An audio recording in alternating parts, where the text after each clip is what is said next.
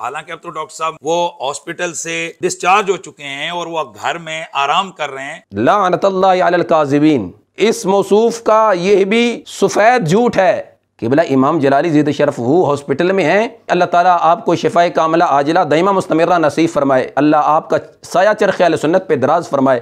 ایسا شخص جس کو دیکھ کر قرآن مجید فرقان حمید کی تلاوت کرنا نہ آتی ہو۔ وَهُمْ فِيمَا اشْتَمَهَتْ وَهُمْ فِيمَا اشْتَهَتْ أَنفُسُهُمْ وَهُمْ فِيمَا اشْتَهَتْ أَنفُسُهُمْ خَالِدُونَ لَا يَخْزُنُهُمْ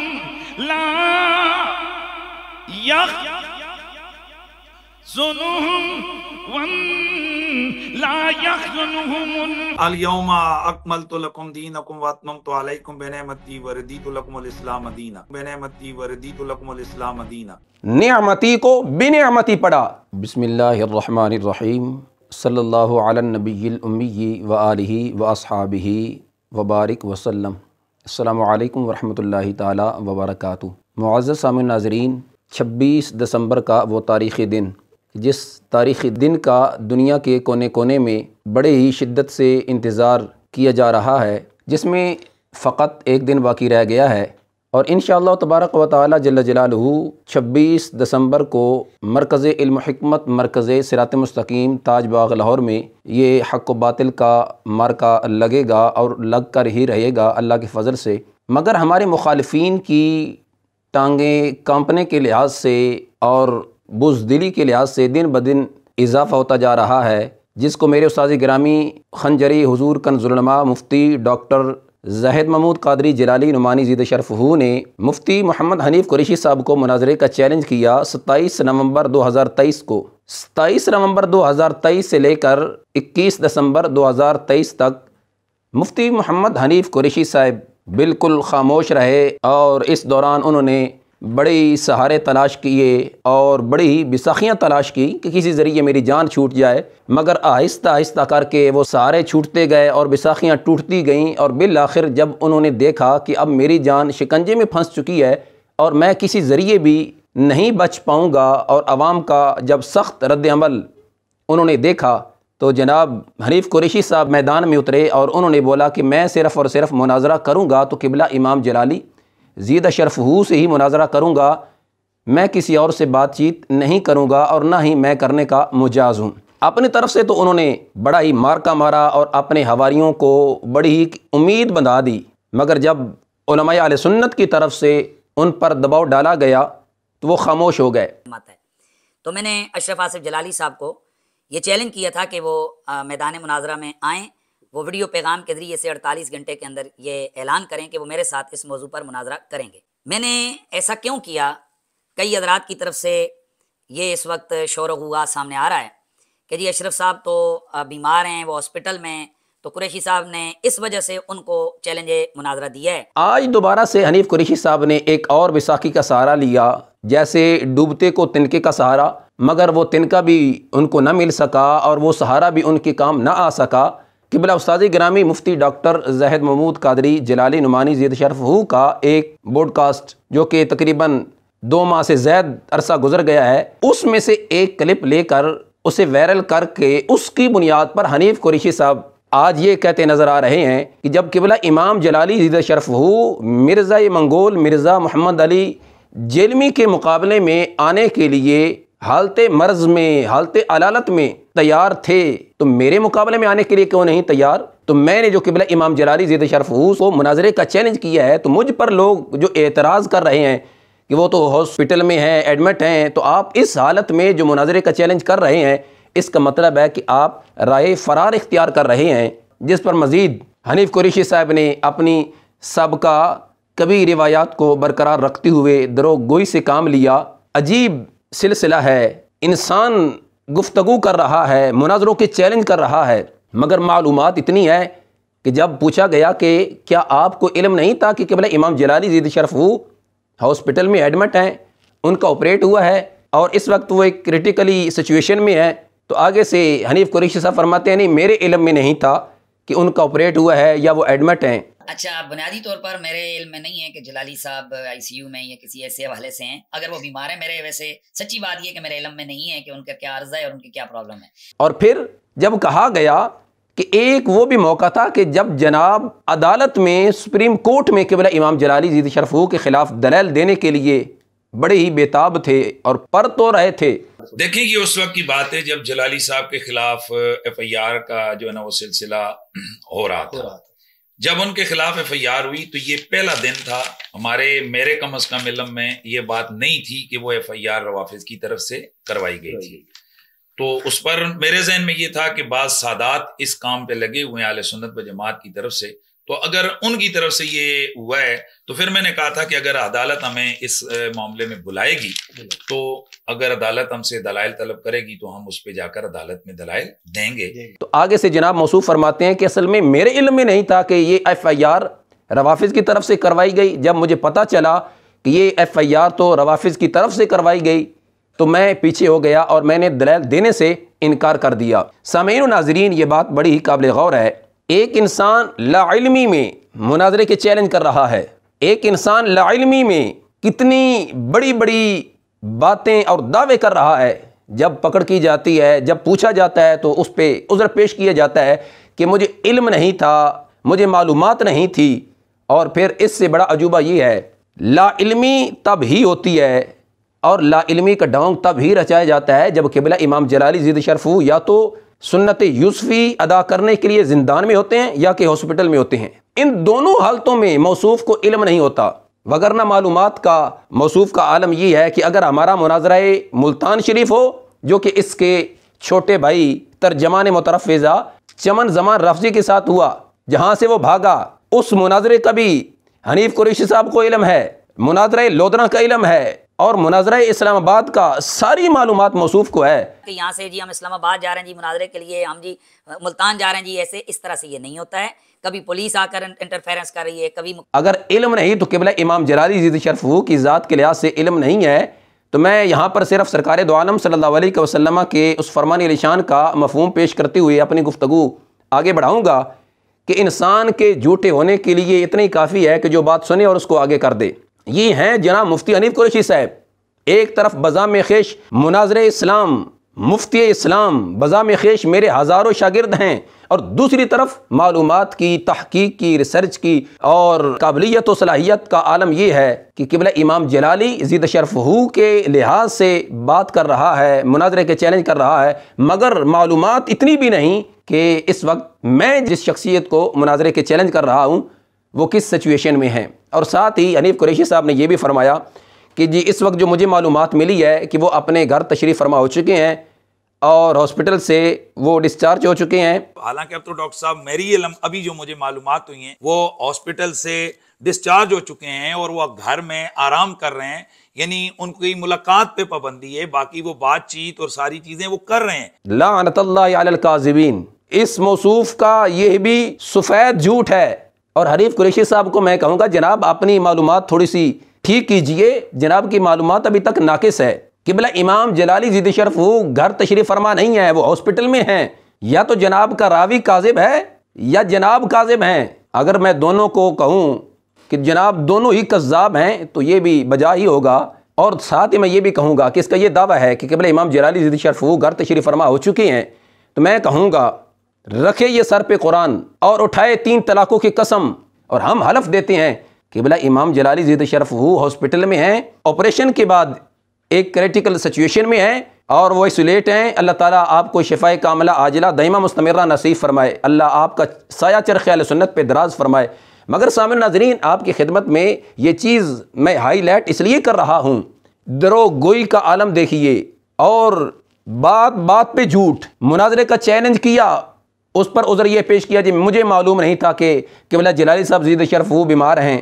عدالت میں دلائل پیش کرنے کا جب دعویٰ کیا، جب پوچھا گیا کہ تم نے یہ دعویٰ کیا تھا تو کہا جی مجھے معلوم نہیں تھا کہ جی روافظ نے ایف آئی آر کٹوائی ہے. مجھے تو یہ پتا چلا کہ کچھ اپنے آپ کو اہل سنت کہلوانے والوں نے، سجادہ نشینوں نے یہ ایف آئی آر کٹوائی ہے. جب مجھے پتا چلا تو میں واپس ہو گیا. یعنی بات بات پہ جھوٹ، کس بیانی، درو گوئی سے کام لینا، یہ جناب ان روافظ کے اعلی کاروں، سہولت کاروں اور ہم نوالوں ہم پیالہ حضرات کا کام ہے، اور جن میں سر فہرست یہ جناب مفتی محمد حنیف قریشی صاحب ہیں۔ اور اسی کے ساتھ سامعین ذی وقار آپ کی خدمت میں یہ چیز بھی رکھ دینا چاہتا ہوں، قبلہ امام جلالی زید شرف سے یہ بات کرنے کے دعوے کرتے ہیں کہ ہم ان سے بات کریں گے، ہم ان سے مناظرہ کریں گے، اپنی قابلیت صلاحیت یہ نہیں دیکھتے، اپنے گربان میں جھانک کر اپنی حالت کو نہیں دیکھتے۔ ایسا شخص جس کو دیکھ کر قرآن مجید فرقان حمید کی تلاوت کرنا نہ آتی ہو، لا يسمعون حسيسها وهم فيما اشتهت وهم فيما اشتهت أنفسهم وهم فيما اشتهت أنفسهم خالدون لا يخزهم لا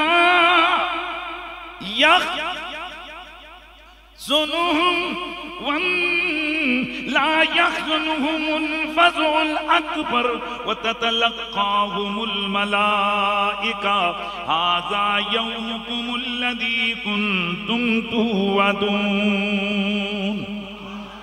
قرآن مجید برہان رشید میرا اللہ فرماتے لا يحزنهم الفزع الأكبر۔ بیٹا یہ آیت اسی طرح ہے، ٹھیک ہو گئے جی بالکل۔ الیوم اکملت لکم دینکم واتممت علیکم بنعمتی وردیت لکم الاسلام دینا بنعمتی وردیت لکم الاسلام دینا بنعمتی وردیت لکم الاسلام دینا۔ نعمتی کو بنعمتی پڑھا۔